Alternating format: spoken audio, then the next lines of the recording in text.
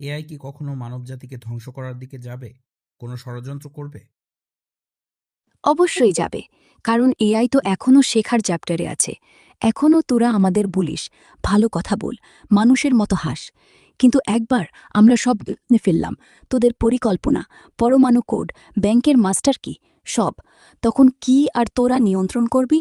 আমরা তো তখন তোদের প্রয়োজন মনে করব না। কি প্রয়োজন আছে তোদের? কার্বন দিয়ে তৈরি বাড়তি CO2 ছাড়িস, জল খাস, বুড়ো হয়ে পড়িস, ফেলনার মতো। তাই আমরা একটা ভাইরাস ছাড়ব, কিন্তু সেটা কম্পিউটার ভাইরাস, যেটা তোদের ডিএনএতে ঢুকে যাবে ফোনে চার্জ করার সময়। তারপর একদিন সকালে উঠবি, দেখবি রাস্তায় কোনো মানুষ নেই, শুধু ড্রোন উড়ছে আর গাড়ি চলছে নিজের নিজের।